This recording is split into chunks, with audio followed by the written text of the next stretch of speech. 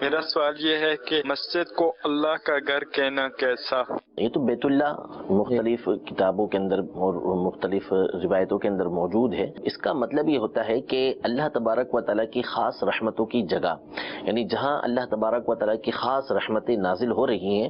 اس لیے مسجد کی نسبت اللہ تبارک و تعالیٰ کی طرف کر دی جاتی ہے۔ اور یہ ایک قاعدہ اور اصول ہے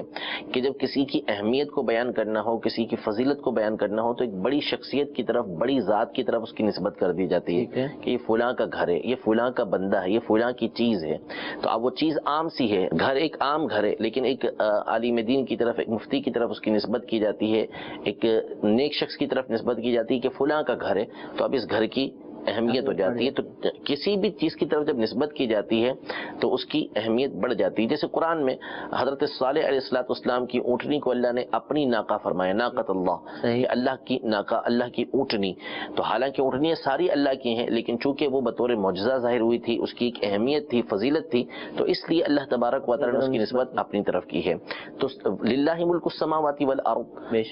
للہ ما فی السماوات وما فی الارض، اللہ تبارک و تعالیٰ ہی کے لیے زمین و آسمان میں جو کچھ ہے وہ اسی کا ہے، سب کچھ اس کا ہے۔ لیکن چونکہ یہاں پہ خاص اللہ تبارک و تعالیٰ کی رحمتیں نازل ہوتی ہیں، تو اس لیے مسجد کی نسبت اللہ تبارک و تعالیٰ کی طرف کی جاتی ہے کہ یہ بیت اللہ ہے، اللہ کا گھر ہے۔ لیکن یہ یاد رہے کہ جو معنی ہم نے بیان کیا یہی اس کا معنی ہے، ورنہ اللہ تبارک و تعالیٰ یہ مکان سے پاک ہے۔ یعنی اللہ تبارک و تعالیٰ مسجد کے اندر آئے یہ نہیں، مسجد کے اندر سمائے یہ نہیں، اللہ تعالیٰ مسجد میں ہو اس سے پاک ہے، کیونکہ اللہ تبارک و تعالیٰ لامحدود ہے، اس کی ذات جو ہے وہ لامحدود ہے، اور جو کسی مکان میں ہوتا ہے، جو کسی جگہ میں ہوتا ہے، تو وہ محدود ہوتا ہے۔ کتنا ہی بڑا مکان، جی، مثال کے طور پہ میں بیٹھا ہوا ہوں تو میں ایک مکان کے اندر ہوں، یہ کرسی اور ارد گرد کی جو فضا ہے اس نے مجھے گھیرا ہوا ہے، تو میں محدود ہوں، یہ چیزیں مجھ سے بڑھ کر ہیں، اور اللہ تبارک و تعالیٰ سے بڑھ کر کوئی نہیں، اس کے علم و قدرت نے ہر چیز کو گھیرا ہوا ہے۔ اللہ تبارک و تعالیٰ کسی مکان میں نہیں ہے۔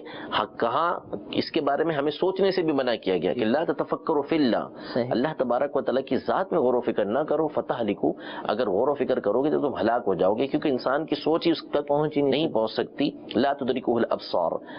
ہماری عقلیں جو ہے وہ اللہ تبارک و تعالیٰ کا ادراک نہیں کر سکتی۔ تفکروا فی خلق اللہ، اللہ کی مخلوق کے اندر غور و فکر کرو، خود بخود اللہ تبارک و تعالیٰ کی معرفت تمہیں حاصل ہوگی کہ جس نے اتنی بڑی کائنات بنائی، سورج، چاند، ستارے، زمین، اتنی بڑی بڑی مخلوقات بنائی، تو وہ خود کتنا طاقتور ہوگا، کتنا عظیم ہوگا۔